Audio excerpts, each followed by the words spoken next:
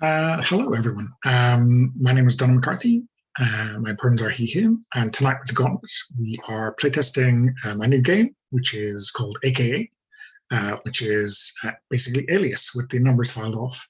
So this is the second playtest with an almost whole new cast of characters. Our agent is surviving from last week, so we'll start player and character introductions with Chris. Hi, my name is Chris. My pronouns are he, him. I'm playing Colby Hayward, the agent who's talented and a little in over her head, she, her. Cool, and let's go in character keep order then, as is traditional. Hi, my name is Matthew. I go by she, him pronouns, and today I will be playing Thomas Chowdhury, the handler.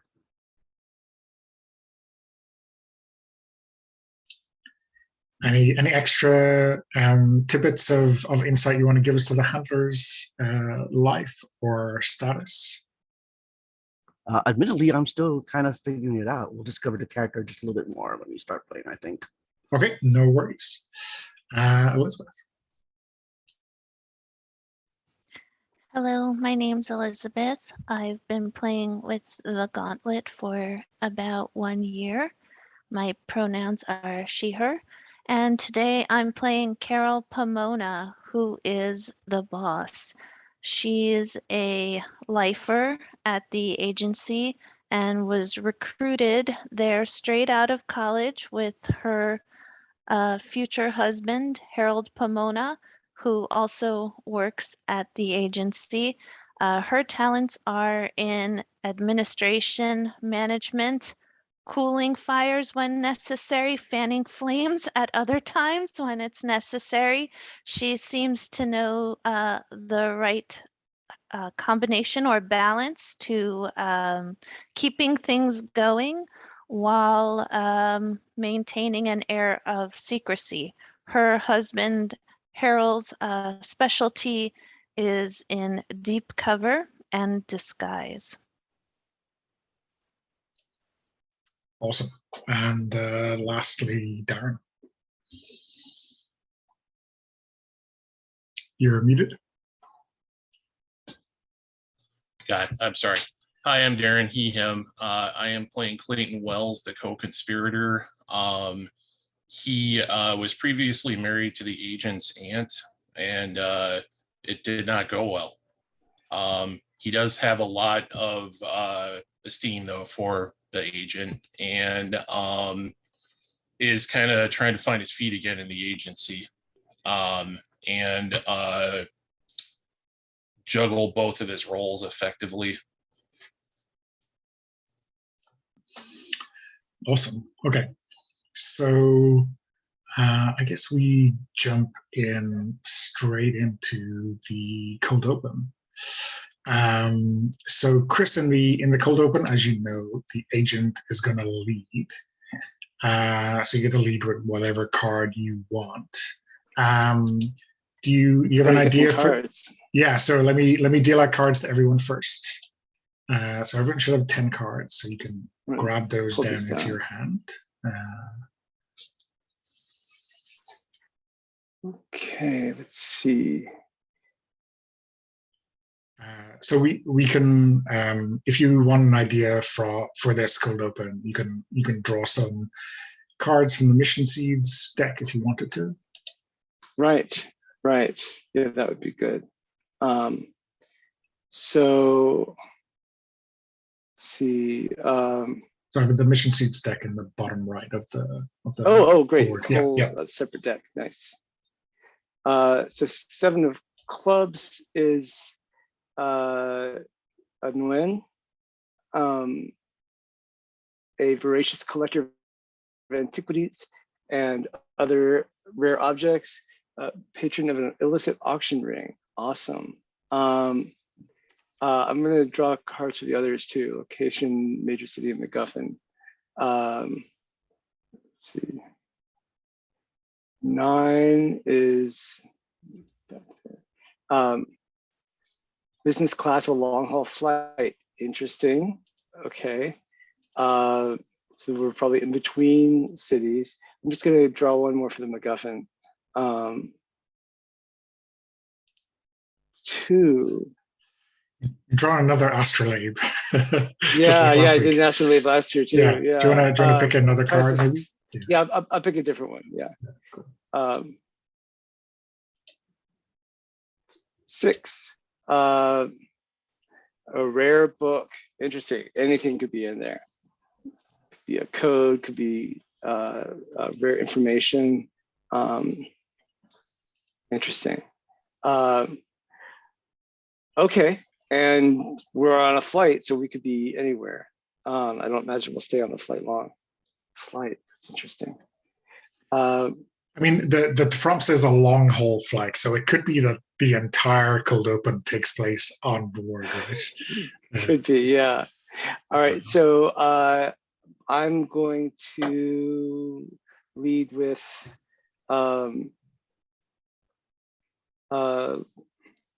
see spades. So I put that here, right? 9 of spades, guile, using subterfuge to fool the enemy or manipulating them into giving me free reign. So I'm guessing I'm on this flight with Nguyen, and Nguyen doesn't know that I'm there. I hope I'm pronouncing that correctly. But the certainly doesn't know. So I guess Nguyen is, I don't know if Nguyen is working for the illegal organization or is a totally different, like totally unrelated person. Yeah, so they've got this book and I need it. Yeah, so I guess the mission briefing we won't play through, but Win has this rare book. Maybe they've just bought it, or maybe they're bringing it to this illicit auction ring to pass it on. But whatever it is, right? The agency wants it. Right. Okay. The agency being the illegal group, right? Yeah. So yeah. Okay. All right. Great. So I'm going to make sure that I'm sitting next to the agent, or sitting next to Nguyen, the collector, and just start talking him up. And as soon as he says that he collects antiquities, I just light up.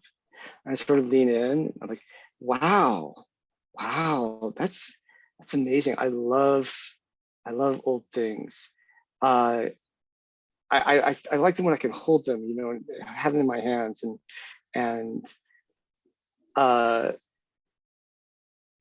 see what's in them. Like books are amazing. I'm just gonna try chatting him up. Okay, awesome. So yeah, I mean, I think with a 9, it's a pretty good lead, right? And I think it takes a while to wear him down, right? But yeah. We've got hours. And I guess in terms of like placing the book, right? Maybe it's obviously not in the hold. Maybe it's not even in the overhead. Maybe it's like in between his legs or like under the seat in front of him. Carefully. Right, he wouldn't let it get far away from exactly. him. Yeah, I'm not going to check it. Cool. Yeah. So we're going to play around the table, right? And so the handler, Matthew, you're going to be playing a card next, and obviously, based on our trick-taking mechanics, you got a follow suit as usual, but you can go low if you are happy for the agent to win, or you can go high if you know that the NSA is actually going to get this book or do some kind of shenanigans with it. So. Yeah, so I think I think a book like this is an excellent I don't call it MacGuffin, but definitely something to propel the plot forward. So I think we should go high and like make sure the agency gets it. Go for it. All right, am I understanding correctly? Yeah. So I guess fictionally, right? If you win this, the NSA is going to get the book, and the agency is going to lose out. But if you play low, then the agent, I guess we're going to see what happens exactly when the boss and the co-conspirator play. But that is. I don't think I understand the premise then. As the boss, I am not on the same side as the agent. Yeah, but you think that I'm on your side. Yeah. So there's like two levels of secrecy here. We're all working for a spy organization that purports to be legitimate. Are we calling that the agency? Yeah. Yeah. Okay. And so Matthew's character, I'm the boss of the agency, right? Exactly. And you've told all of us Okay. that you're that we are part of the NSA. But we're not really. You just have high place connections that enable you to make it seem like we're part of the NSA. Yeah, the boss is the quote unquote like real head, but then like I think the handler and the other characters sort of like represent like what that actually looks like in the real world, what that actually looks like, to people, who don't know what's going on. Yeah, the co-conspirator and I work for the agency, and the handler doesn't and is outside and is trying to help from the outside. Mm-hmm. Right? Did I get that right? Yeah. So I guess the way the boss sees the world is, they're running this agency for their own ill-gotten gains or some other. This isn't a government agency then. Yeah. So it's a criminal organization. Sorry if that wasn't clear earlier. No, it's very specific to Alias, right? Yeah. Like, I don't know that show. Me either. It is, or it is a government agency. Wink, wink. So let me kind of introduce. So for the boss, right? They are running the show in the agency, and as far as they're concerned, both the agent and the co-conspirator are, working for them, and she hasn't told them what's really going on. They are just her pawns, her agents in the field. Yeah. And I guess only the core kind of inside circle of the agency know what's going on, right? Okay. All right. We have a facade of legitimacy. Yeah. But truly, it's a criminal enterprise. Yeah. Is that okay? The crux. Okay. Well, and then Matthew's character, the handler, is outside. He's working for the real NSA, and they are trying to take down the agency. Infiltrate. From outside. Yeah. Okay, I see. Yeah, I got it now. Moving on. I will understand the premise. No problem. So Matthew, you get to play a card. And you're gonna follow suit if you can. So if you grab the number 10 right beside your cards and drag them all down together into the player section at the very bottom of the screen. Sure. Yeah, and then you'll see them all, and then you can choose a card you're playing and play up. All right. So playing high means choosing a card of a high value number, right? Or so the first rule is you have to follow suit if you can. All right. So the trump card right now in play is the 7 of clubs and the 2 of diamonds. No, it's the 9 of spades. All right. So I need to be the 9 of spades, basically. Now you don't need to, but you can if you want, right? So it's up to you to manage your resources through the game to kind of win when you really want to win, right?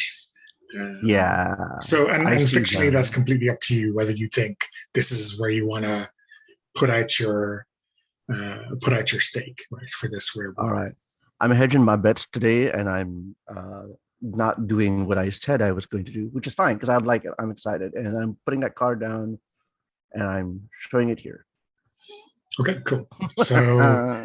So here, right, you're playing the same suit, but you're playing a really low value, the 2 of spades. So why don't you describe how the handler has been helping or getting involved or maybe interfering or whatever it is you think this 2 of spades represents? I think this two of spades represents something sort of like an unforeseen presence. Like we're trying to get this thing, and it turns out that not only is someone there all to get it, but they probably made better preparations than we have.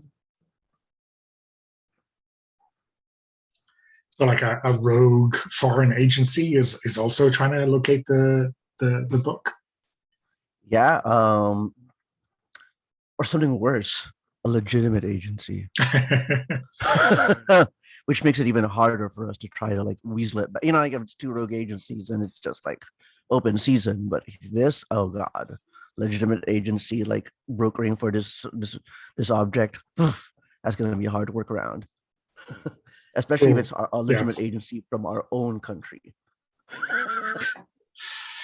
So yeah, so it's not winning the trick, but it's maybe making life a little bit troublesome for Colby, right? Okay, cool. Have fun. So Elizabeth, your turn to play a card out of your hand for the boss. Okay.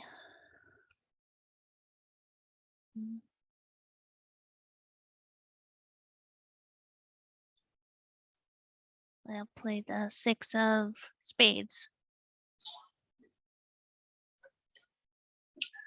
Okay, yeah. So the same thing here. You're gonna like describe fictionally what's happening at the boss's behest or back at HQ overseeing this operation, but helping the agent maybe, but maybe her secret plans are kind of one step ahead of you.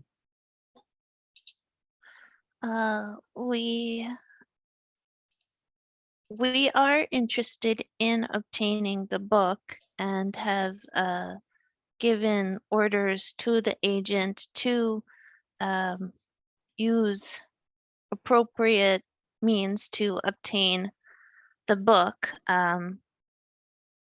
If I have a secret, then do I just say that, or do I keep it secret? That's up to you. I mean, maybe maybe we see something that the boss is doing that the rest of the characters are not aware of, right? Maybe they have their own plans. So as audience members, maybe we see it, but we know that no one else in the main cast would see that. Right? Okay. There's a communique, a coded message about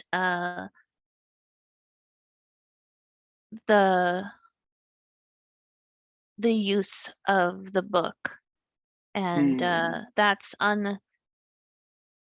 is something that is not known. People may think it's a rare book because of the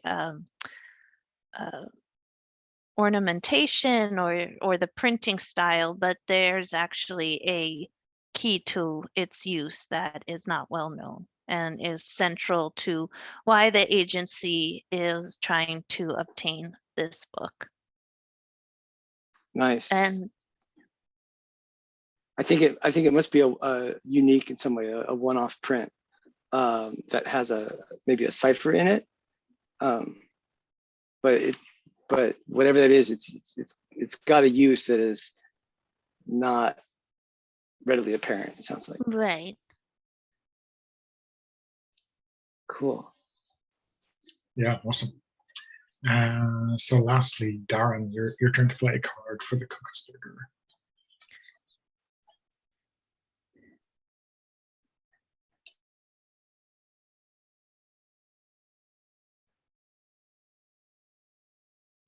Okay, so I have the Jack of Spades. What I'm thinking is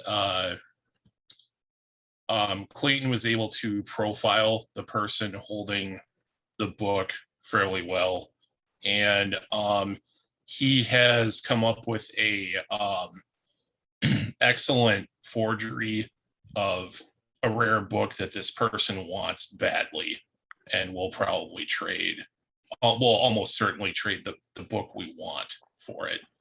Also, Nice. he has set up someone to take the book away from the agent and give it to the other agency.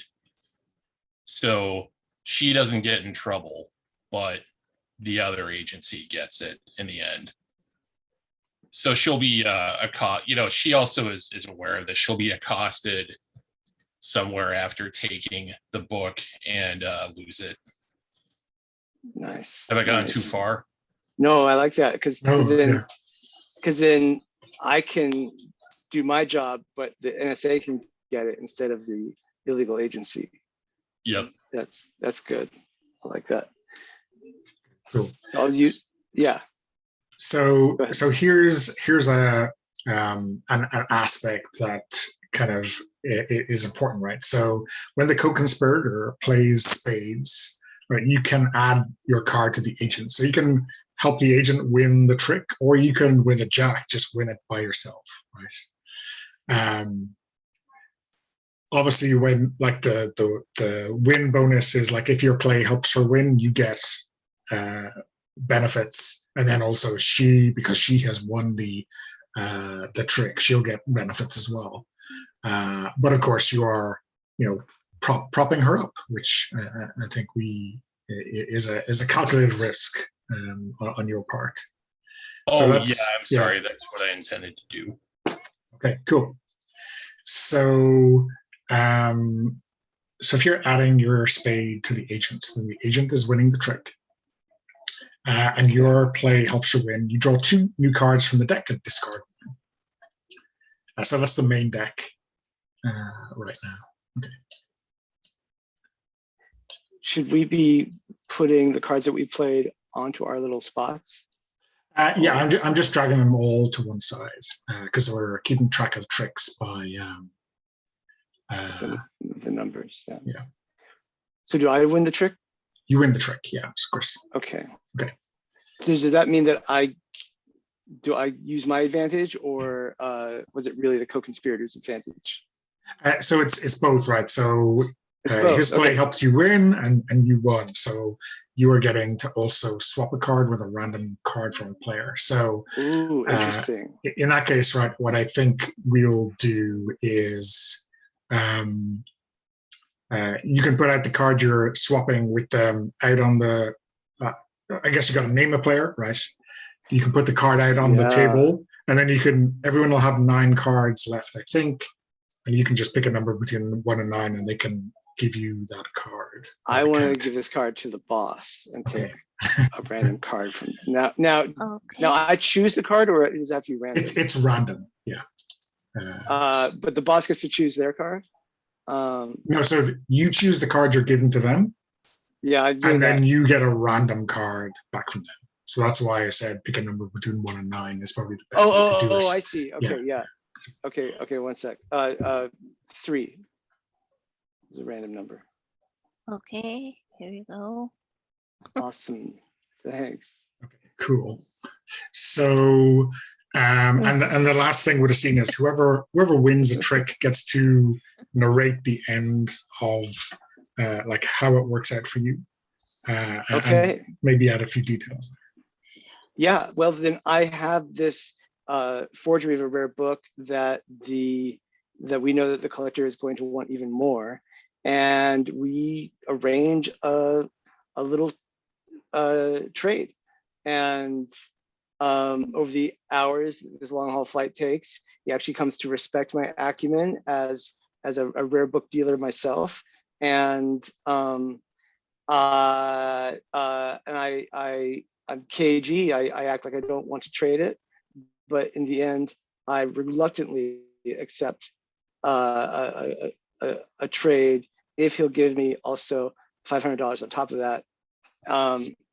And we shake hands, and it's a pleasure doing business with him. And I make sure that I don't brush with him again after we get off the plane, but I also make sure that I'm in the right place to be accosted in the airport, in the Singapore airport.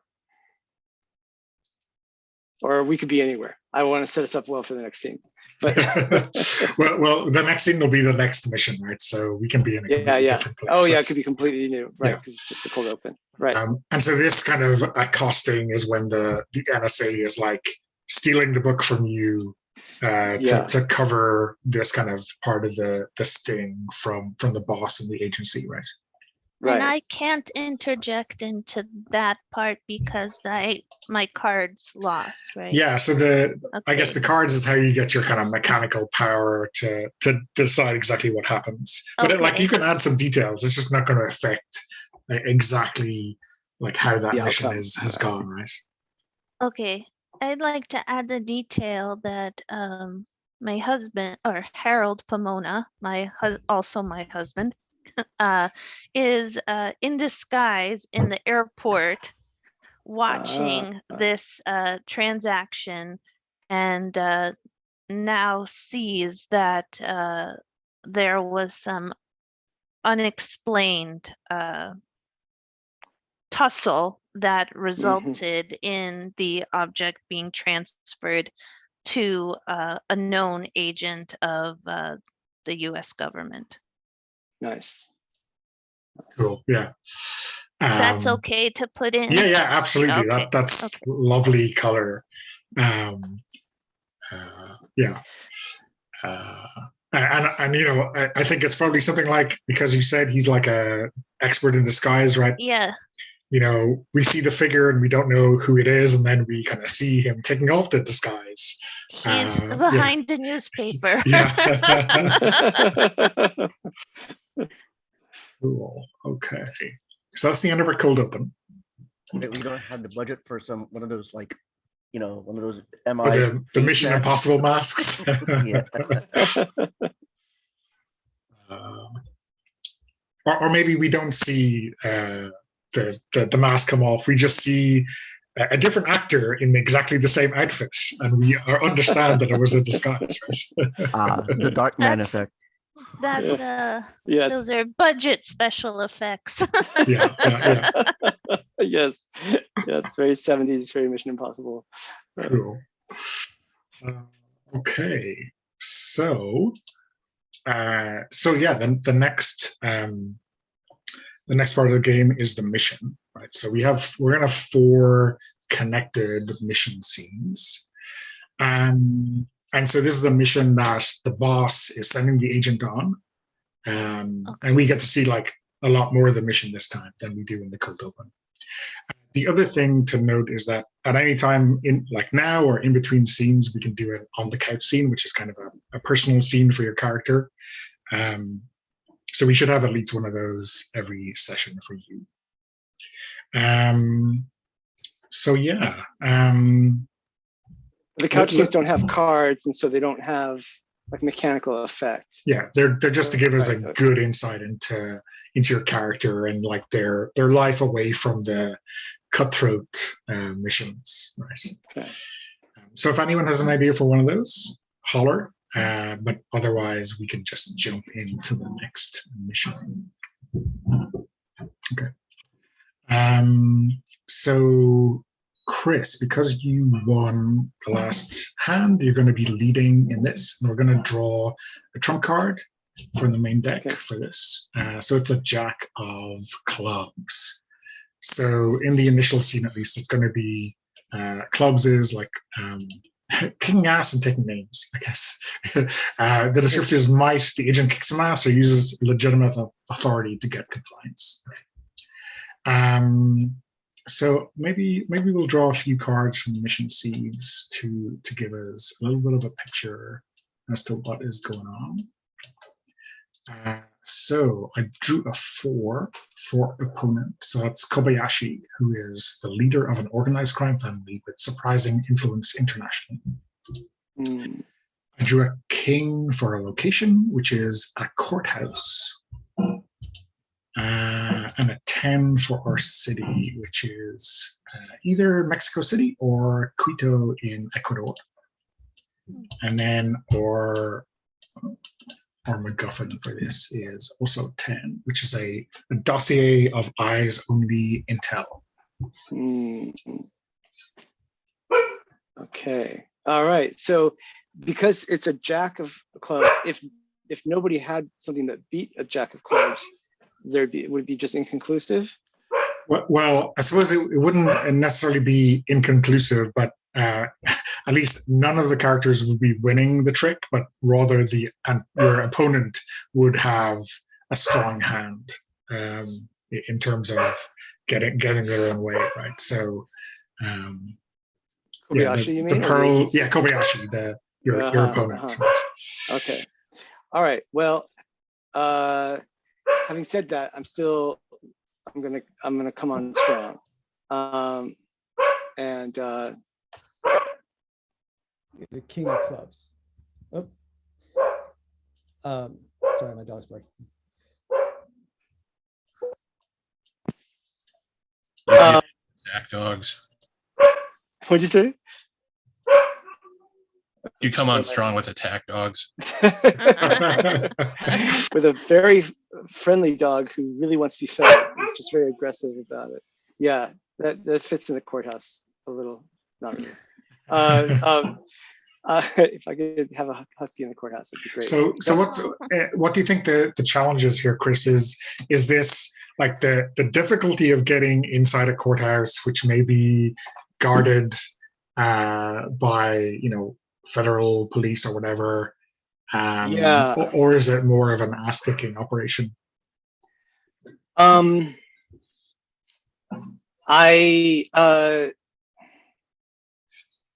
see. It's an ass-kicking operation, so I'm trying to think of how that works in the courthouse. I think that I don't think that Kobayashi is on trial or making an appearance at the courthouse. I think he's got a group of an elite hit squad that's coming in to steal this thing from somebody who is making an appearance at the courthouse, and so I'm coming in hopefully with some backup to beat these people off and protect the guy who's making an appearance at the courthouse and win his loyalty to get this thing from him, by protecting him from being roughed up or even shot and killed. Okay, and I think we know that they're coming, but so I sort of drop from the ceiling when the time comes. Okay, awesome. So yeah, I think with the King of Clubs, you're certainly kicking some ass. Like, what does that look like? I'm in the cat suit, and I'm just doing these wheeling kicks and knocking guns out of people's hands and protecting myself with a human shield when I have to, but I'm doing all kinds of martial arts moves. I can't really demonstrate, but okay, well, still sounds pretty awesome. Matthew, you're up next with aces are high, by the way, so I guess someone can still steal this from our agent. Right. Still trying to get a handle of this mechanic. I mean, I think it's super cool. I'm just not sure what I'm doing necessarily. I think. So what happens if I play an offsuit? Yeah, what happens if I play it? Well, I see already the mechanics for playing a suit that is hearts and clubs as it pertains to my character. But yeah, okay. So what happens when I play an offsuit? Yeah. So the important thing is that those two kind of advantages that the handler are for, like when the trump suit is in those suits, that you can help. You can boost her action or somehow help her out. If you don't have any clubs, you can play any card that you want. And so what I would do in that case is say, you can follow the general description of what that suit means in terms of, gadgets and prep, or using guile, or kind of keeping your head straight with a moral compass and that kind of stuff. But in terms of winning the trick, it's not going to have any effect. It's just like interesting stuff fictionally of how the handler is getting involved in this scene. I see. All right, got it. I think we are gonna play with this within 8 clubs, and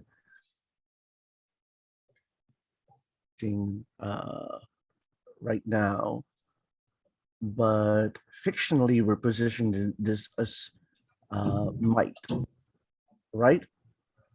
Yeah.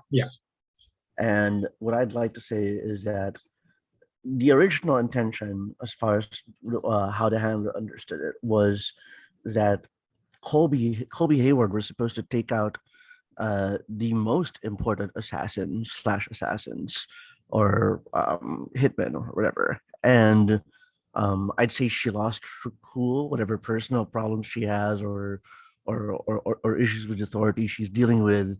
She instead decided to rough up everybody, and she's really good at it. But that is not what the mission parameters were. The mission parameters was for the rest of the agency to discreetly take away or handle most of the other assassins, so that it prevents disruption in the courthouse and allows the whatever was happening at the courthouse to proceed unaltered. And that being what it is, because Colby not only violated mission parameters, but also did it really well and is really taking care of everyone.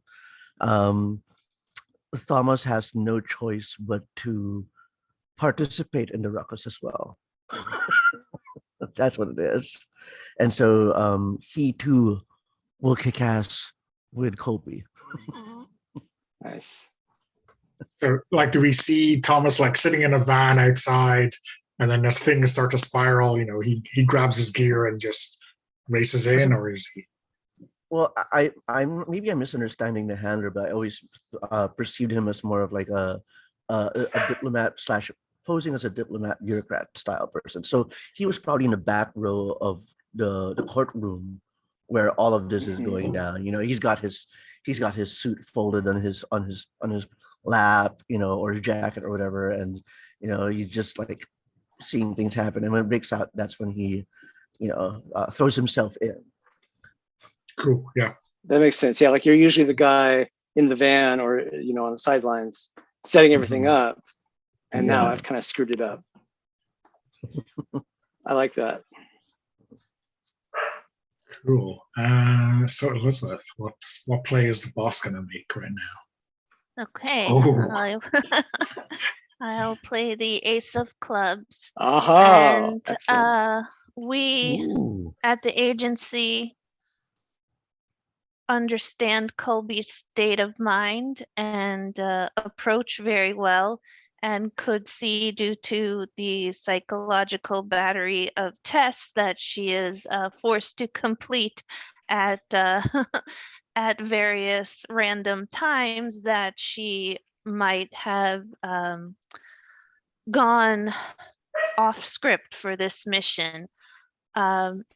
In anticipation, the agency has negotiated with the government ministries to lock down all of the streets leading in and out of the courthouse, and to deploy the countries, which, let's say it's Quito, Ecuador, the Ecuador's military, to secure the capital and the courthouse, and to escort the target out of this area, and all under the guise of military protection and state necessity, because that intel lists names and known aliases of our agency key personnel, including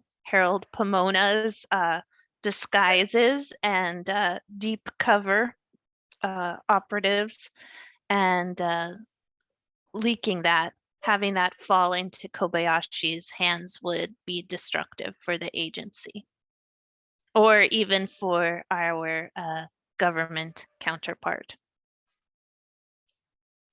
Okay, awesome. Knew that ace was lurking out there somewhere. Okay. I came on So strong, close, too. so close. Yeah. Yeah. And Um, maybe actually part of it too is as part of the roundup, Colby and Thomas are put into an Ecuadorian prison for the night. Oh, okay. And that seems like something, and again, this would be Colby and Thomas thinking, oh no, something's gone wrong, we've really failed here, but this is some dealings and agreements between the agency and Carol leading those negotiations with the Ecuadorian government. In the grand tradition of spy drama, I will blame Kobe for this. And of course, cool. it sucks that you had to show your hand, Thomas, because like they're not supposed to know that I'm working for you. Yeah. So this could be really bad. Yeah. Well, until now, they don't think we're working together, not unless you let on. Maybe Right. this is I have to be like, who are you? Yeah. I don't know you. Maybe Yeah. this is a ruse to see how you react in each other's company, right? Mhm. So Darren, obviously, there's not anything higher than an ace out there, but let's hear from you to round out the scene. Okay. So I've got I'm playing the 5 of clubs, and yeah, I'm thinking that Clayton tried to send assistance from the send an undercover NSA agent to help, and they did not make it. Somewhere along the line, they were killed. Okay. Nice. So yeah, I think we got a strong win here from the boss. Is there anything, given that you won the trick, anything else that you want to add to that description, or? Yeah, this counter agent that was sent by the government agency, before the person was killed, we were able to secure some key intelligence from that person, meaning they caved in under questioning, which could imperil the reputation of Colby and maybe blow some heat onto Thomas. Yeah, so I think keep that intel under your hat until you need to pull it out. Cool. Okay, so yeah, things are looking. So quite... for winning, is there something that the boss gets? Yeah, so no, not it's clubs. Yeah, not in clubs. No, I don't get anything with clubs. All right. Okay. Still, the narrative is pretty strong. strong. So let me. Oh, it's another clubs. Oh boy. Oh boy, yeah. So it's a queen, and we know this can't be topped. So, guess this is escape from an impenetrable, federal prison, right? For our agent and handler. Elizabeth, you get the lead. Though obviously, in terms of the kind of the state that we start the mission in, it's basically unwinnable, right? Oh, Because we've been counting cards. Yeah. I had a question. Was there an opportunity for a middle scene? Oh yeah, sure. So we can definitely do an on the couch scene in between when we start that. Sorry. Is that okay with everybody? Oh yeah, Yeah, I mean yeah. you can just call it for yourself, or maybe we see something between Colby and Thomas, right? in their respective prison cells. But first, let's do let's see what Clayton's up Clayton's to. thing. Yeah. I'm thinking that the scene is Clayton on the phone, and so we're only hearing his side of the conversation, but the audience can easily piece together that he's talking to his ex. And so he says something like, "You were behind this, weren't you? Oh, don't tell me you don't know. You don't leave fingerprints. Your fingerprints aren't, and it's just sort of a, the jilted person being bitter with his ex. And he says something like, well, you've won this round. And then he puts the phone down and pours himself a large drink, and that's that. So sorry, that was better in my head than when I said it. No, it's I like it. I like it. Yeah. What kind of sense of, like, I guess we get a little bit of a sense of their relationship, or at least the kind of difficulty that Clayton has with her. Like, what do you think we understand as the audience that isn't said out loud? I think that, with his ex's background, it's she was probably the interrogator. And maybe during the scene where the person who was caught from the NSA is interrogated, there's like a voice changer and you don't see the interrogator. But through this kind of interstitial scene, we're able to figure out who it was. Nice. Yeah, maybe maybe the camera cuts to her right when she hangs up with Clayton, and we see her turn back to the interrogation of that officer who was caught, right? And maybe she has his phone, and we can see Clayton's number like as the last call or something like that. Something that kind of connects the dots very obviously for us as the audience. Cool. I'm just wondering, Elizabeth has had to step out for 5 or 10 minutes. Is it a good chance to take our break, and maybe we can do dog and cat feeding?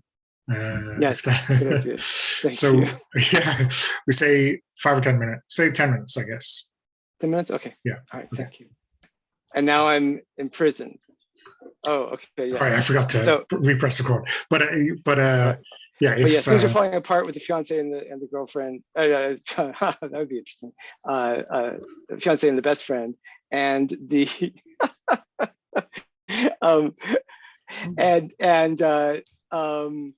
they're starting to match up their stories, cross-reference their stories, and it's not matching up. So, and now I'm in a prison in Ecuador, and it's just like the cherry on top of my day, basically. So here's the thing. I think if it's okay with you, I'd say that you're sort of like spilling this to Thomas, right? Like you're letting him know about the situation. And I think Thomas tries to like avoid listening too much to it. I mean, he hears everything because that's just part of training.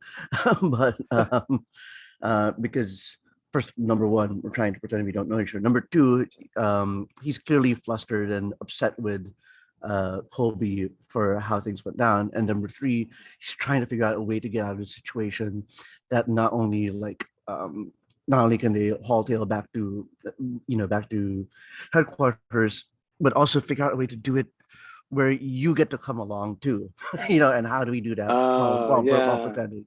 And I think what Thomas does is, I mean,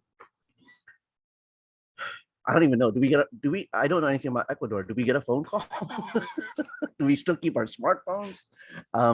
But we're treating the scene, I think, in broad swaths, because there's narrative storytelling. So I think, Thomas tries to convince them to get a hold of, someone in the Ecuador agency who it's horrible to admit this.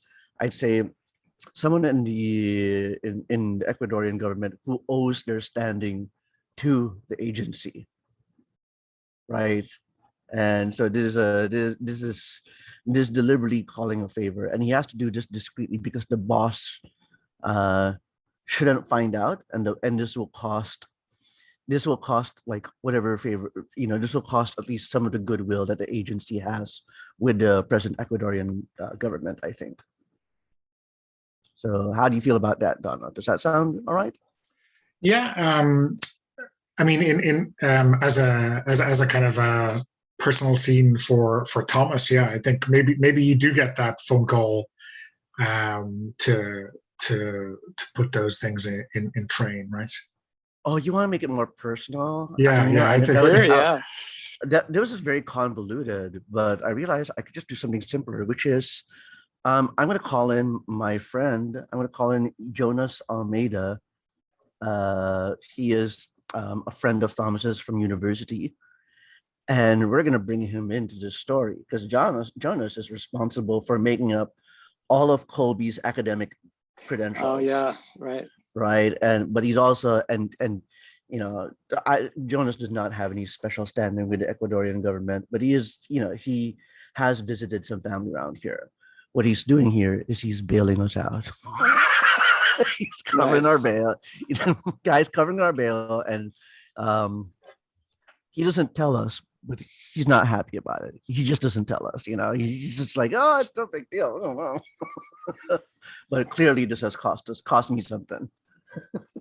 So maybe this is a scene where you've been given like a visiting hour time, right? And you're sitting like through that plexiglass, and we both had those phones, closed circuit phones, and he obviously knows what's going on, right? Because he's responsible for creating cover, but he's still exactly wondering how. Like, Thomas, you messed up this time, right? Yeah, I'd say that Jonas found out independently that we were in jail, headed over, bailed us out, and also for character RP notes, basically Jonas is like the bubbly, much more lively guy to my stick up my ass. He started freewheeling, goes Yeah. I mean, so Thomas, I've been talking to the governor here, and you're in a lot of trouble. Like, he says you're definitely going to have to buy 2 tickets to Hamlet next season. Are we talking like the local Hamlet or Broadway? Oh no, my production of Hamlet that you've been avoiding because you're up to this malarkey. Every time I'm putting on a production, it's really suspicious. A lesser friend would take offense. Listen, I will try to get Fiona to come over, and I'll make it 3 tickets if she does. Oh, okay, I mean, sure. So it's me, the governor, and Fiona. Is that what you want? Hey, if you show, I'll be happy, but I'll believe. We'll see. We've heard it all before, right? Remember my final year. I was so proud of that King Lear soliloquy, and you were a no-show.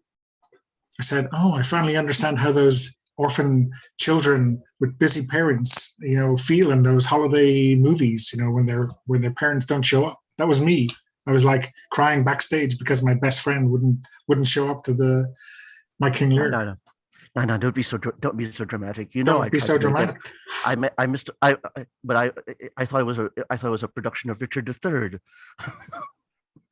Well, you missed that too. Anyway, and I went to the wrong show. I went to Richard III instead of King Lear. The backstabbing in Richard III is appropriate. That was deliberate, Chris. I'm catching up. I'm picking up what you're putting down. But why are you releasing me? I don't know you. Who are you? Who are these people? I mean, I'll take it, but I mean, You can say we're gonna say that. So Jonas is going to make like you're a former student of his. So he may know the two of us, but we don't necessarily know each other. Okay. okay. So, so for this, I think we can kind of go to the mission scene, right? And if the mission scene is actually get out of this facility, then we know that no one can beat a queen of clubs, right? But I think it's interesting to see how everyone fails to get this mission back on track, and then in the next mission scene, we'll have you out. You know, maybe Jonas's theater friend, the governor, has let you out despite all of your best efforts, and then we can get the mission back on track. How does that sound? So Elizabeth, I think you won the last trick, right? So you get to lead out. Okay, I am playing with the 6 of clubs. We were at the agency planning a prisoner swap, and we were going to get back Colby and return a high-value Ecuadorian operative who was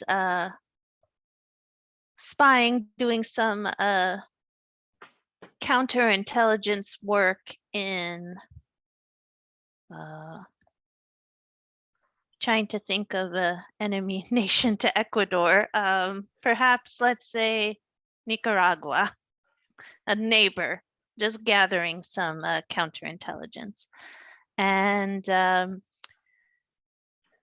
unfortunately, due to these machinations of a dramatic theater professor, the swap is disintegrating, and I have this was all planned for weeks, took weeks of negotiation and effort, and now it seems to be falling apart, and our position is compromised, because not only were we planning to return this Ecuadorian asset, but we were then going to be able to have access to the prison in Ecuador as one of our safe houses, and it's burning our entire operation. Ouch. Yeah. Okay, awesome. So Darren, you're up next. Okay, so let me play my card here. So let's play offsuit, the 6 of diamonds, and I'm thinking that Clayton has been sort of locked out right now, possibly due to heat from the last situation, and his phone has been cloned and replaced, so he can't actually communicate with anyone that he needs to. And he's obviously under surveillance. Does that make narrative sense? I'm sorry. Yeah, I think I like it. Yeah, it's And do we think that the kind of his ex is working against him, or is this just a general kind of security trouble that he's in? I'm sure he at least suspects that it's his ex, but yeah, just doesn't know. And yeah, it's just sort of feeling very watched and out of the loop. Okay, cool. Mm-hmm. And Chris, lastly, your agent. Yeah, well, let's see, am I last or is Handley last? I'll Oh, sorry, yeah, not lastly. Yeah, sorry. So the trump was Queen of Clubs, right? Yeah, Queen of Clubs was the trump. Okay. Well, I've got 4 clubs, and let's see. I think I'll try to claim diplomatic immunity or something, and it just goes nowhere. You know, I try to say I'm a diplomat. I'm here on official business, and they're like, yeah, well, then you shouldn't have tried to beat up people in a firefight in the courthouse. And if we find out that you knew that firefight was going to happen, so somehow had something to do with that firefight happening, well, we're going to throw the book at you. So I'm you know, I make my appeal to authority, and it just does not work. And behind the scenes, Harold, who could have supported that alibi, decides to shred it instead and shred that persona. And because you went so far off of your mission, task, and focus. Fair, gotta say. Okay, cool. My 6 does beat the 4. Yeah, that's good. And Thomas? Do we do Thomas already? Yeah, we have Thomas to go. Okay. Yeah, so sorry, what was the trump card represent? I know the boss just shredded everything through Harold, but I'm trying to understand what the situation is right now. So yeah, so at least you and Colby are still in prison, and I guess we know at the end of the scene, right? Your buddy is going to get you out, but he is going to spoil the normal agency efforts to get Colby out at least. So yeah, it's clubs, which is might, which is, and I guess in this sequence, right, we're using authority to get compliance to this kind of release. Sure. I think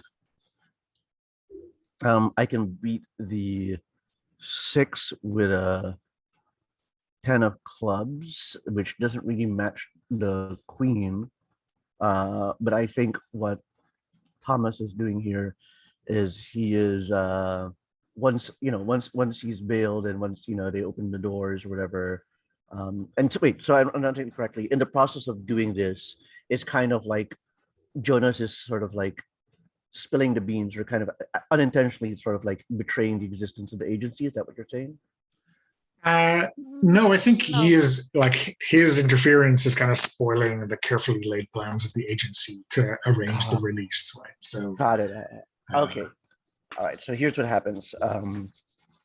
When release process, when the bail process goes through just a little bit, I think, and Thomas is out the door, and it's like the most opportune time. Thomas just sort of like gets his coat, puts it on, and just sort of like tries to assert authority in the situation. He doesn't really quite tell them like, you don't know who you're messing with. That's not Thomas's style, but he's definitely like, we are going to go through all the proper channels and and everything to put the squeeze on what just happened, that kind of thing. It's sort of like implying a sort of bureaucratic threat, and making it, at this point, making it very apparent that Thomas is has rank within the NSA or CIA. Hmm. I think it's NSA, right? We're going with NSA, and then Yeah, say yeah. Yeah. and the Yeah. agency is like has its tendrils all over it. Yeah, right. Yeah. Cool. So yeah, I think that's kind of a good place to wrap up the scene. But I think Matthew, let's given that you did get the highest card, let's give you the wrap up and maybe what we see when you are finally released with Jonas's help. Interesting here. There's a mechanic here that says when you play with Cubs, add your card to the agents. If your play helps her win, you draw a new card. But Oh, none sorry. of us won. Yeah, that is so- your special ability. So that is that gives you a 14, right? Which is more than a queen. Yeah. So there you go. Oh, interesting. I didn't realize that was adding up like that. Like, I thought it was going to add up. I wasn't sure if it was going to. I just thought, let's push all the buttons on my character sheet and see what happens. The fait accompli is not. So cool. Yeah. So so I guess we're seeing the agent come through with your help, right? So yeah, why don't you Okay. describe how that goes between the two of you? Well, you get Jonas to get us out, right? So, I guess somehow we get out without. I think this has to compromise my cover a little bit because it's going to be clear that you and I have a relationship, but we do get out scot-free, and you are able to get the Ecuadorian military and police to just to say we're very sorry for all this misunderstanding, and please visit Quito again. And and if that was the purpose of the scene, then we're free and clear. Yeah, and I'd say we take a little small detour to a favorite bar of Jonas's here, and we Okay. we traded a few drinks. Not really important what's said and done there, but it's definitely a situation of Jonas being all like, literally the only time we go drinking is when we have to help each other out in the situation, and he's probably really upset by that. Well, then we got to buy him a lot of drinks. You underestimate Jonas. He can really he can hold of liquor. He can beat me. All right, I don't, possible he could beat you. I don't know. probably. At least I never let on how much I can drink. Okay, yeah, that's I think that's pretty good. Yeah, and you both get your benefits from that advantage, right? So for I draw a a card from the handler, if your play helps the agent win, you draw a new card. And Chris, for the agent, when you win with clubs, draw a new card from the deck. So that's the Okay, the main deck. got it. All right, good. Next scene. So I guess I launched the next scene. Yeah. So tick up your tricks one, and let you draw a new trump card. So I guess now that you've escaped, right? That intel dossier is still kind of the main, or at least unless you want to change it, that was the kind of the goal of the mission. But Yeah, maybe it's now directed towards Kobayashi. I don't know, whatever you feel in framing. well, that. I'd like to break in for an on the couch scene Okay, yeah, before we start the next mission. sure. Okay. It's a scene between Carol and Harold at their comfortable home in any town, USA, indistinguishable. No characteristics that could be linked to any particular city or town in the US. And That's Vancouver then. Yeah. Well, that's not in the US though. No, but they shoot there all the time. Yeah, Yeah. Vancouver or Atlanta. But it's made to Um, look like, Columbus or something. Yeah. any town, USA. Yeah. And they're doing their favorite hobby together, which is making teddy bears for the local children's hospital. Oh. And Carol says, Donna, will you play Yeah, Harold? I'll play. I'll play Harold. Yeah, Okay. and I think with his disguise skills, do you think he's like pretty good at this crafty stuff? Yeah. Yeah. Yeah. He especially loves dressing up the teddy bears. The children look forward to seeing what new characters, new costumes they have available. They've brought them, pirates and mermaids, all kinds of different character, teddy bear dressed characters. Nice. Yeah, so I think he's like currently, stitching like a reversible waistcoat coat for this dapper teddy bear.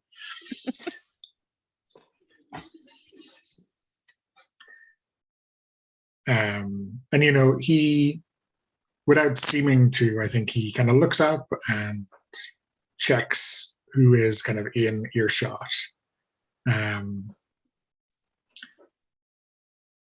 I think you can kind of see he's thinking whether he should mention something, but maybe he thinks the better of it and says, "Do you think red buttons on this? I don't know. I mean, You guys are at Red. home, right? So you Yeah, can we're speak at freely. home. We're at home. okay, sorry. I thought we Yeah. were at the. No, we're not yeah. delivering them. We're creating the bears Okay. at home. Um, In our craft room, our In your dedicated craft room, teddy yeah. bear room. Okay. You never guessed Um, you were an arch villain. I love this teddy bear bit. Yeah. Red, of course. Seems to fit with the happenings over the last few weeks. Yeah. I think we should keep an eye on that. I think one of the Agent. teddy bears is straying too far from the tea party. Yeah. Who knows where the heart of a teddy bear lies? That's what I always say. I mean, they don't rarely have hearts unless we sew in one of those mechanical devices. How Maybe we should true. sew in some mechanical devices to keep track of where our teddy bears' hearts are. I think, Harold, that maybe we should unwind the heart. Is that not a bit extreme?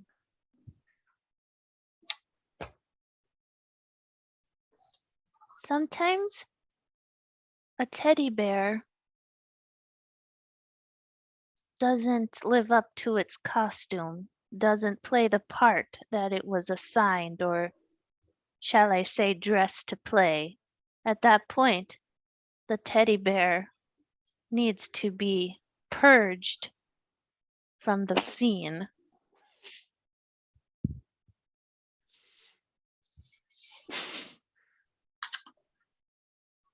Well, I mean, You've never been one to be on the picnic blanket.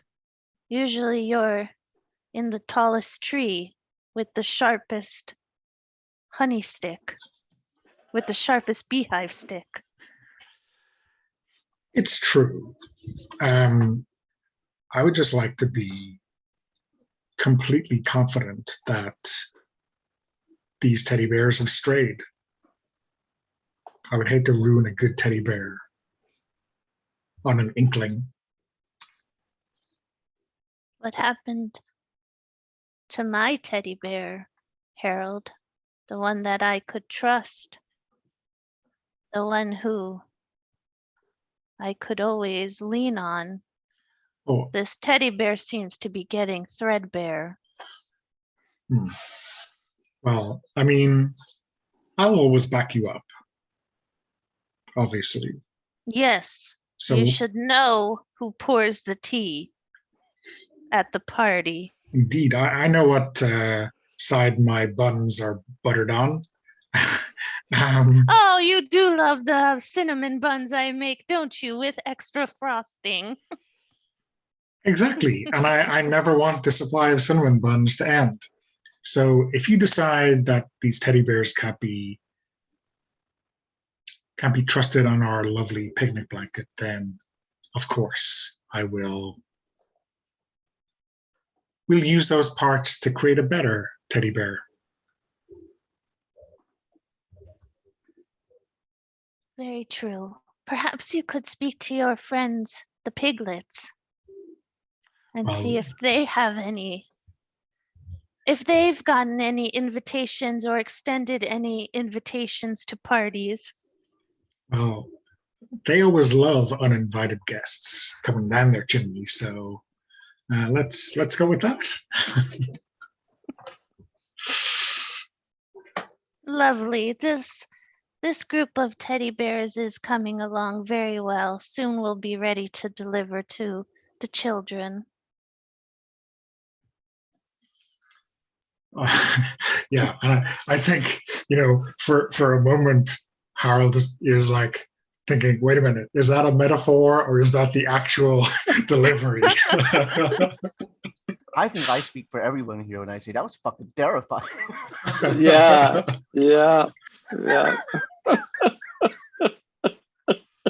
it, love Awesome.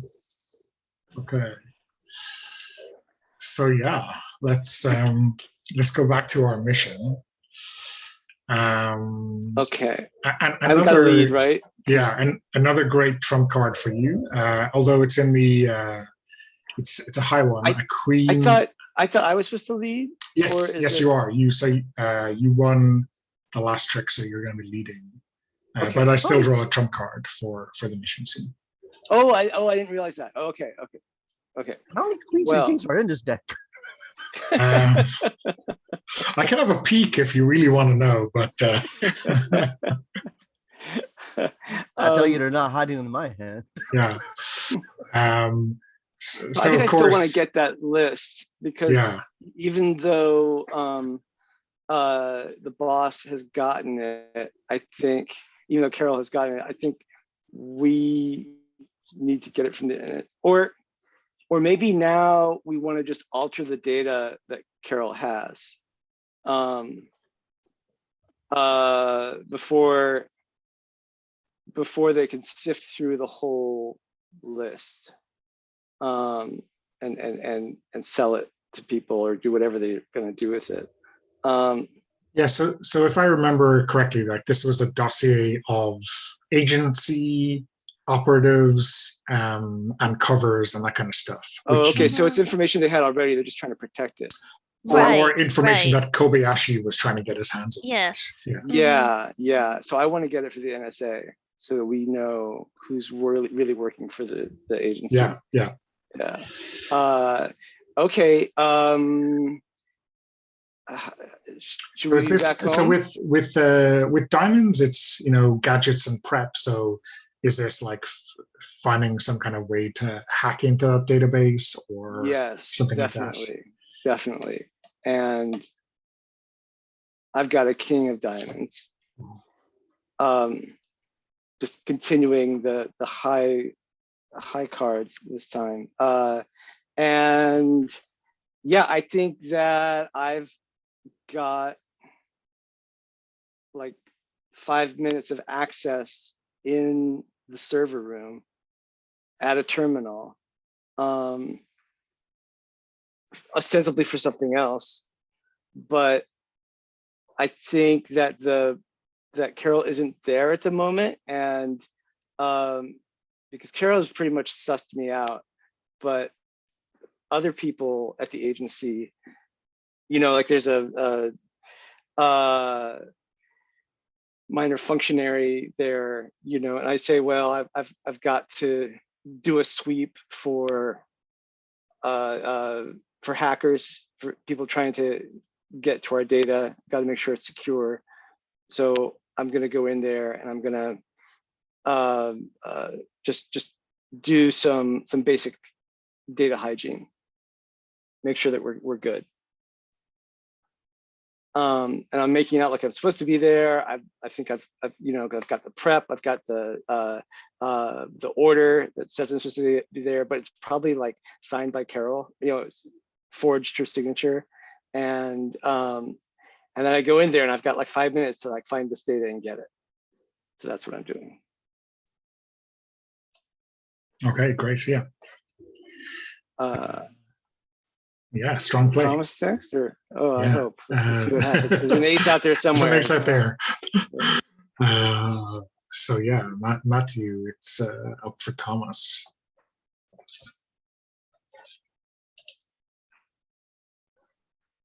Sorry, I'm muted. Sorry, I'm trying to see the suit as a diamond. Diamonds, gadgets, and prep. Yeah. Tech. Well, you have the king of diamond, which means I can't have the king of diamond. So I think let's see. I would like to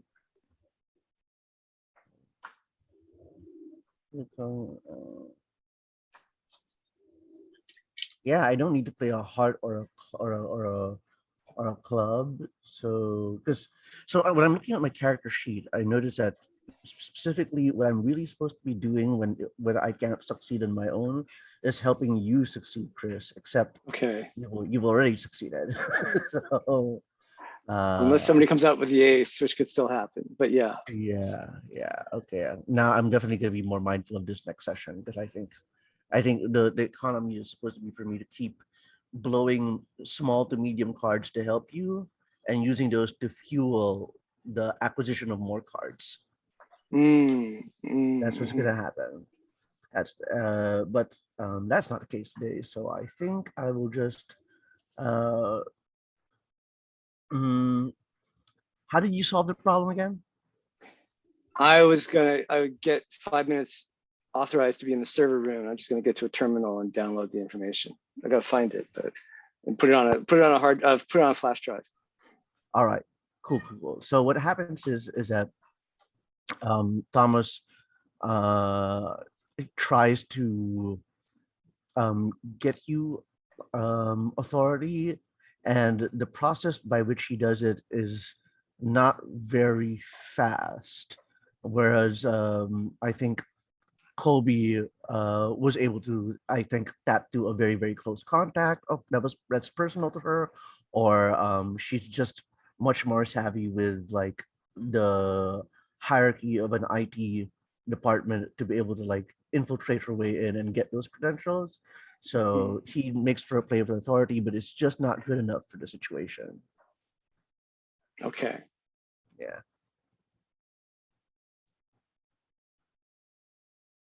So there we go. Cool. Awesome.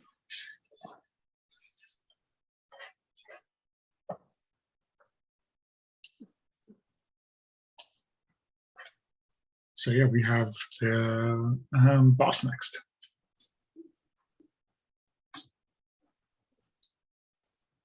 Okay. It's a relief. Yeah. I through our network, our contact network,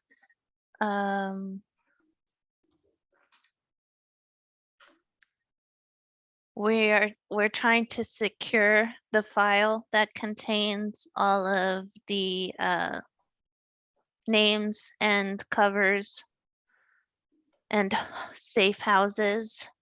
However, we're using a dated method of human intelligence and contact going up against the internet and the information superhighway, and where we're out there warming our relations and contacts and trying to keep those channels open. We're neglecting the digital transfer of information, and that's where we have a bit of a shortcoming and perhaps downfall.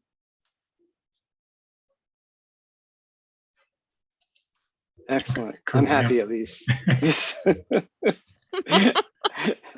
Speaking as the main teddy bear in question. Right, maybe that's it. Maybe since you were released from the prison, that was your last known location, and Oh. now you're out of the eyes of the agency. We are not sure. Oh, what and I'm not at the your- agency's server room. I'm at the IT company's server room, and I'm Yeah. yeah. We are not sure where your physical location is. You haven't checked into a safe house yet. You Mhm. haven't given us an all clear. And while we're messaging through the contact network, we don't have any hackers or tech going because we're still trying to negotiate with ministers and other government or agents, counter agents, and our own sources. Nice. Okay. Cool. And Darren, tell us what the conspirator's up to. Let's see here. I'm going to use my move, which is kind of pointless, but I'll play the ace Oh, for the agent. And after being locked out, Clayton kind of just goes completely rogue, and he manages to do like at least a brief denial of service attack on the agency, which from what I've seen on television means you type faster than the other people. You Totally. type really fast, and there's like bars going across the screen really fast, And the images on screen begin to reflect on your forehead. Yep. Yeah. Or he puts on And- glasses just so there's a reflection. Yeah. And Yeah, there's right, beads right. of sweat on the agency's hackers and Those tech. server rooms are never well cooled. That's why. And there's like red lights going off in the server room at the agency. Like, yeah. sirens. Just for this eventuality. Yeah, Right. To heighten the tension. right. I should do Yeah. that. I should rig my gaming room so that when the internet goes out, the entire room turns red. Yep. Yeah. Yeah. Like backup generators are somewhere coming on. Okay, awesome, great. So you actually win the trick, which means I love it so much. we win the trick, right? So then I draw a new card. Do I also peek at a card in a player's hand? Yeah, so it's a 2/4 when the conspirator helps you like this, right? So you're Mhm. drawing a new card due to his kind of support, and then you're also getting some kind of insight into another player. So yeah, I Okay. think Can I ask to see a random card from the boss's hand? I'll say card number 5. All right, I'll pull it into my hand to look at it, and I'll give it back to you. Okay, good to know. There you go. All right. so. Yeah, Darren, why don't you kind of describe how this this mission scene ends for you, how it plays out, like how you get your data out to the agent like this. Oh, I was thinking just in the data out to another agent. Is that what we're saying? Oh no, No, I think- sorry, out to Chris's character. Yeah. Oh, But you were okay. helping me, right, by by jamming up the servers of the agency, right? So yeah, essentially, I was just being counterintelligence. So yeah, helping you do your job because the agency will be shut down for a small amount of time. nice. So I guess it'd be Nice. up to you what you get and what you do with it. Yeah, well, it sounds like I get the data, and I'm able to just trot right in the back door and find the data and save it off to a flash drive, which I'm gonna, put into a pocket sewn into the seam of my sporty little jacket, and I'm just gonna walk out of there with. Please remember to eject the drive safely before removing it from the plug. That's It right. drives that's me right. bonkers when they do that. I keep thinking one day one of these spy shows is going to be like, oh, they didn't eject the drive properly, so the data was corrupted. Well, we got one more scene left, so let's see. Yeah. Right. But I'm still at an unknown location, I think in the United States, but I managed to get in without checking in with the agency and without them knowing. I must have got in on a different passport. So there's also that. And I know the boss is looking for me. Yeah. So, but Darren won the trick, right? So he would lead, or? Yeah, so he's gonna lead, but let me draw a trap for. Ooh. Yeah. So hearts, yeah, as predicted, those high cards. I don't know. But this means that none of us is going to win. Well, if the agent and the handler team up, right? You can do that thing where. No, sorry, it's slightly different. It's written slightly different. So yeah, no one can win this. But I think it's always useful to play it out. Yeah. All right, this will be interesting. Kitten. The ace of hearts that was drawn, that's the card for the opposition. Yeah. So this is the Kobayashi, or are we? Do we have another antagonist? Well, so typically, I guess it would be the same antagonist for the whole mission. Oh, okay. So maybe Kobayashi has some kind of sting operation to get that list back. Okay. So yeah, I guess let's see what happens at least. So yeah, Darren, you're gonna lead off that ace.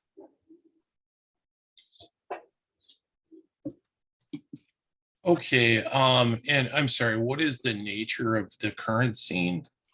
Yeah, so that's a good question. I think hearts is moral compass, so keeping your head straight and relying on an emotional connection or memory to get you through. But I think this is something like Kobayashi has some kind of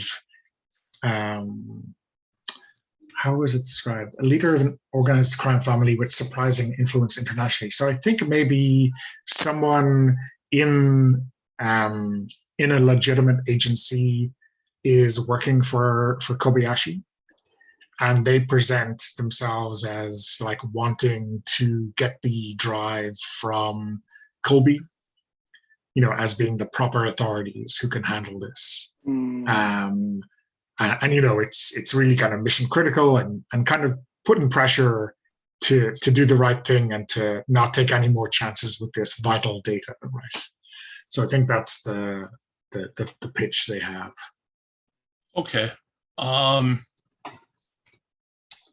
So my thought is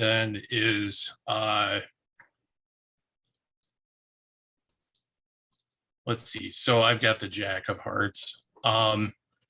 So Clayton has some really great ideas going on for helping out Colby, but as he is setting up things like place for her to lay low, etc., he is kidnapped.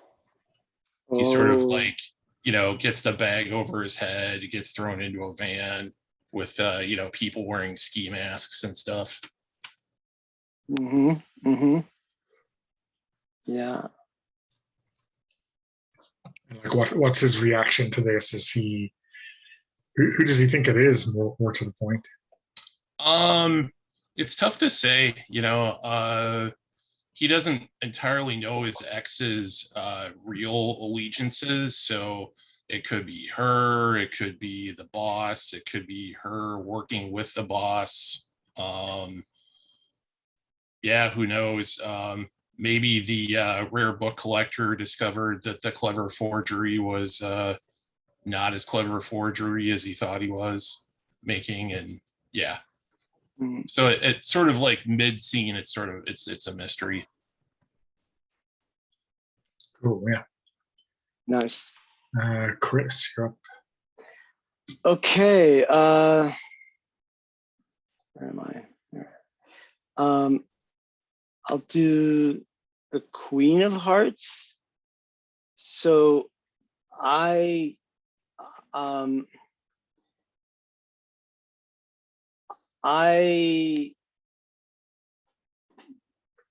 gotta talk to my aunt, who I think is, so Kobayashi is still trying to get this data from me, right?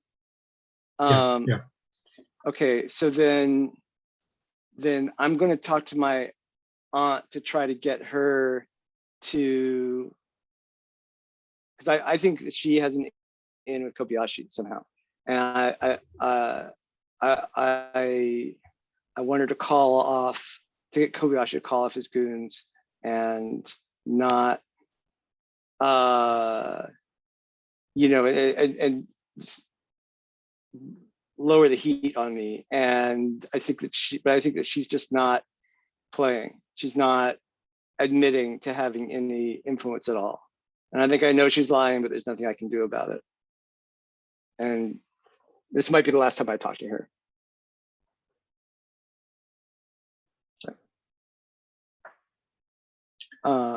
Yeah. Okay, cool. Matthew, Thomas is up. Okay, so high card.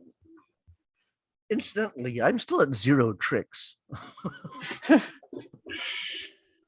So all that's going to mean is that at the end of the debrief, which is the next scene, whoever has the least number of tricks, and that counts like if 2 of you are on the least, then you both get a setback, right? So it's just Darren won a trick, so Darren, you went up your. Yeah. So how do I beat this Ace of Heart? I can't, right? Yeah. Right. Yeah. All right. But I can get a trick if I beat everybody else in the pile. No, only for no, not at the moment. Maybe we'll rewrite that rule, right? We may change exactly how the trump card works. I don't know, but at the moment you don't win. So no one can win this trick right now. All right. Let's see. Not even by adding cards, right? You mentioned that earlier. Top of the round. Okay. Let's see. I think.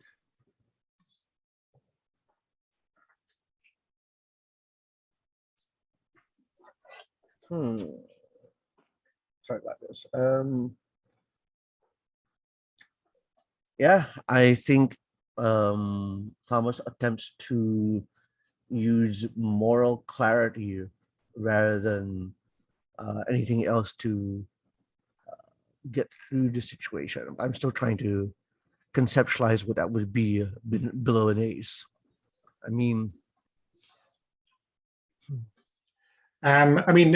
I guess you could say, right, that Thomas kind of knows this agent who is working for Kobayashi and has his doubts about him, but isn't able to kind of convince anyone else about that, right? So it's makes some kind of sense to me, right? Yeah, I think That you have I'll your go with that. suspicions, but nothing clear and obvious. Yeah. Yeah, that's right. I'd say that um, regarding like what's going on with the agency, I think Thomas's vision is too, not literally but metaphorically, is too clouded to get him past the situation. Okay, cool. So, and lastly, Elizabeth, you got to play here. Okay, I will play the Ace of Hearts and Melody Hayward, Colby's aunt, and Clayton's ex. She is one of my close friends. She works at the agency, and she's also infiltrated Kobayashi's group.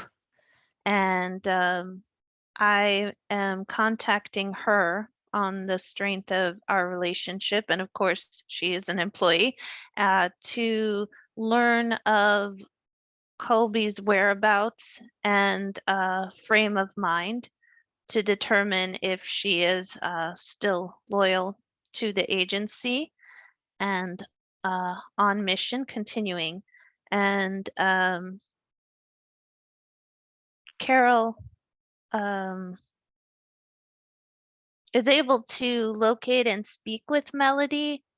However, the information Melody provides is more about Clayton, and she is insisting that Clayton is the threat and that he's unstable, and that we should let Colby fade into the background for a while and focus our efforts on Clayton, who could be a threat to the mission of the agency. That's rough. Okay. Yeah. I think I don't even know that Clayton's been taken yet. I think that's, yeah. Yeah. So I think, we see this, I guess we see Colby hand over the flash drive, right, to Kobayashi's pet agent. And that data disappears off everyone's radar for now. Yeah, I was expecting a hard attack, and I didn't realize that this guy was just that the guy I thought I was handing it over to an NSA person. It was one of Kobayashi's guys. Yeah. Cool. Okay, so I'm just looking at the time. How are people fixed for time? Yeah. Okay. Okay. So we've got the debrief remaining. So obviously, this could be something like just everyone sitting in a conference room and talking about the mission that just happened. But in this case, I guess we have we have our co-conspirator sitting in an interrogation room, and then everyone else is kind of about. So this is obviously still a trick, but in this one, the boss has a little bit of an upper hand. The boss leads in this. There's no trump card. So this is where the boss gets to show their strength in reading between the lines. So I'm not sure what makes the most sense, like the boss kind of directing the interrogation of Clayton, and then maybe Thomas and Colby kind of trying to pick up the pieces outside. It's kind of up to people to decide. But Elizabeth, you get to lead. Okay, I get to lead.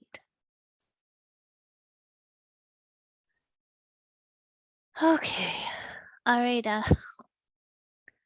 I'll play 7 of spades, and that's might. No, it's Guile. it's guile. Yeah. Guile. So subterfuge or manipulation. Oh, If you could Okay. leave the clubs if you want. Might. well, I can't. Oh, Don't okay. have any. This is the last hand, right? I can reveal. Yeah, this is the last Not what hand, I so- have. Yeah. Okay. Then I will lead the interrogation Oof. of Clayton, and I am using my falsified, though unknown to Clayton, known to the audience and others, credentials of impose as a high level agent within the NSA.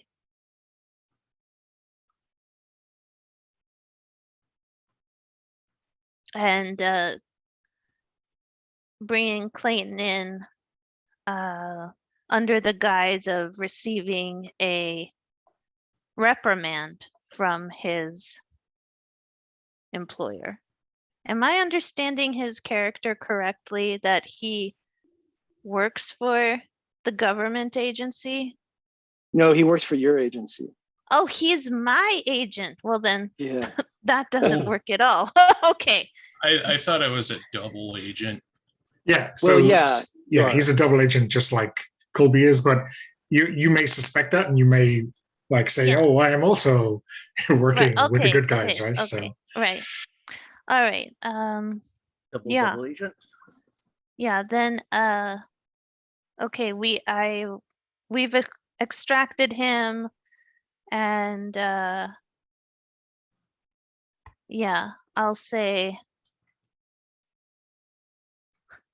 good work. You've brought pressure onto the agency. That's exactly the goal of the CIA. You've accomplished what you set out to do. Now, why don't you show me your contact trail, and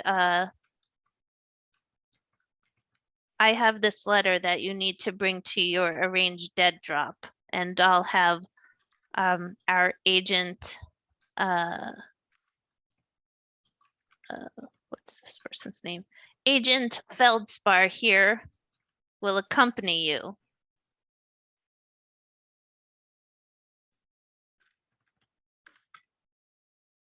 But that, okay, unbeknownst to Clayton, that will be an elimination mission once we learn of the dead drop location, which we will then take over and use to collect information from his sources.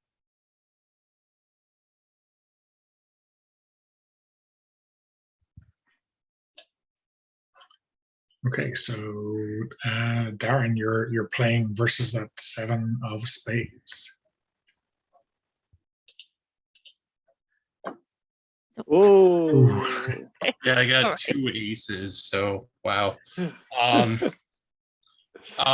Yeah, so I'm thinking that Clayton's paranoia pays off considerably, and he starts going on the assignment with Feldspar, and they show a scene where they're like having coffee in the morning or something, and Feldspar starts foaming at the mouth and falls on the floor, and he starts laughing almost maniacally, and he's like, good work. Who would say good work in the NSA? And laughs again,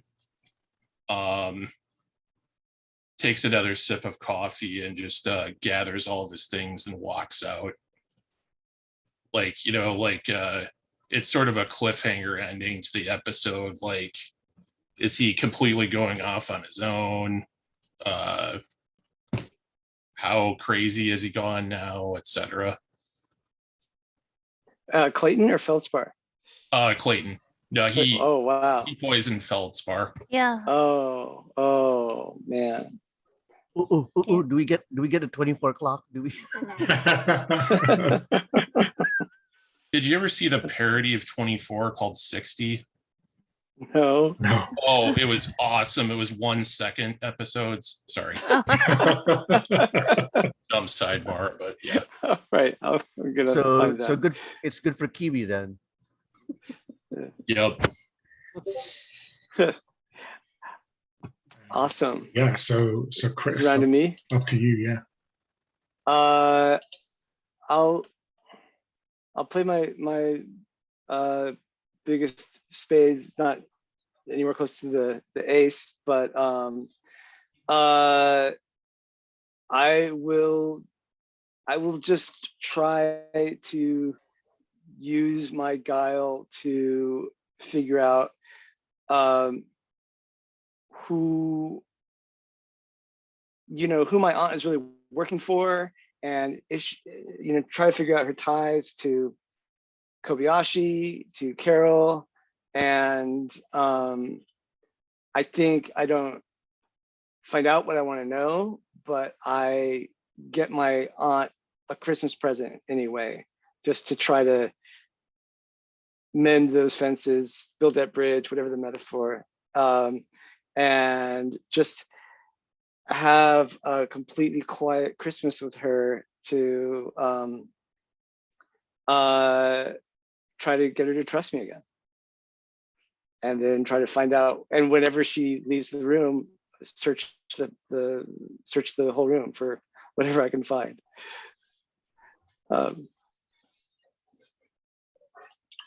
Okay, cool. And Matthew, you're last.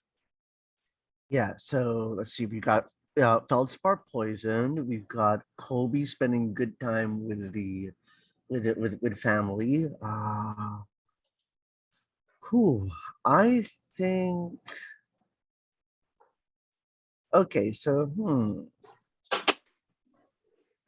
yeah, let's do this. How about I play this, and I'll say to 9 of diamonds, and I think what happens is when Feldspar is poisoned. Where did this happen? The cafe, I think. In a Coffee shop right cafe. there. Yeah, I think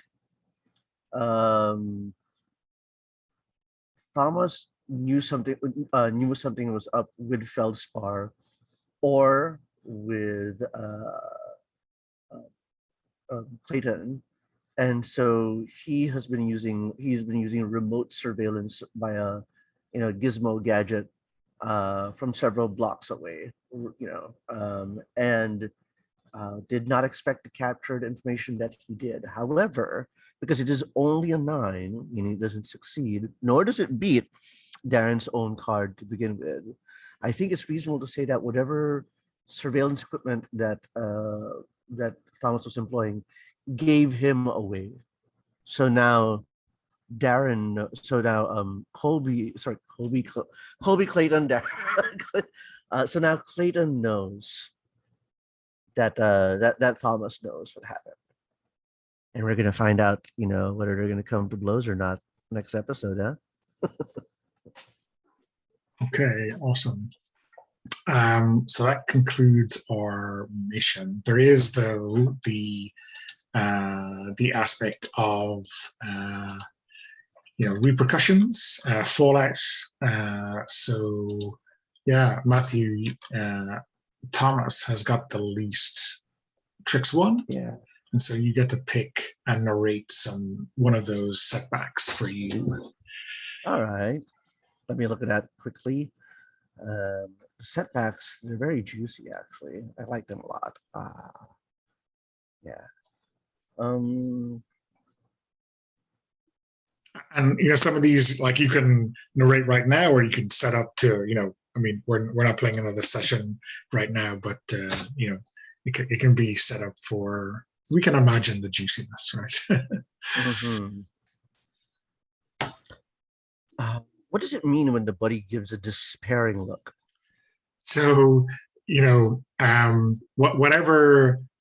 whatever decisions that you've made, right, your buddy is not impressed with, but they're going to back you up despite all of that.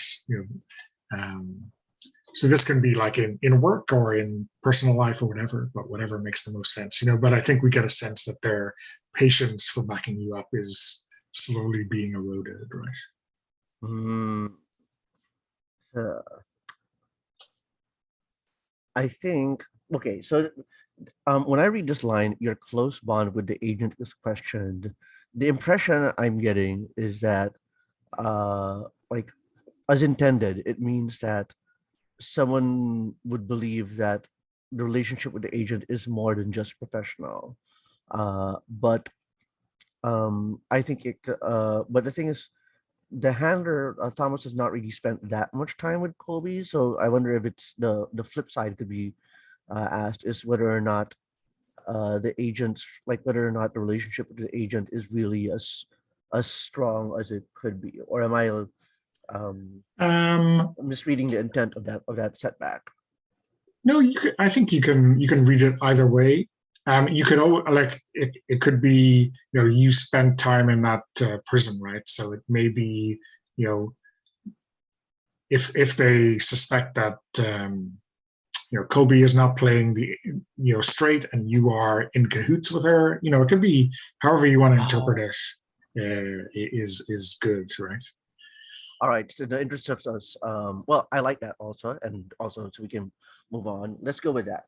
Your close bond with the agent is questioned. I think, being the way operations have gone as of late, it's definitely caused those within the agency who are more, who are more within the professional loop of that agency to wonder whether or not the agent and the handler have their own agenda and or either their own agenda or their own relationship. And I think from a meta narrative perspective, that really plays well against the revelation we had that Clayton has his own agenda. And I just want to, before I pass on the spotlight to the rest of the group, I just want to say, like, um, when we cut the camera from the poisoning of Feldspar, you see sort of like you see Thomas look up from his device, and it makes a whirring or a clicking noise, and that's when the camera just sort of like cuts to Clayton with a look of recognition of the noise, and that's when we hit the credits. Yeah, cool. Dink, dink, dink. Okay, so I'm looking at the clock, and I think we can stop the recording now, and then we'll do a quick debrief.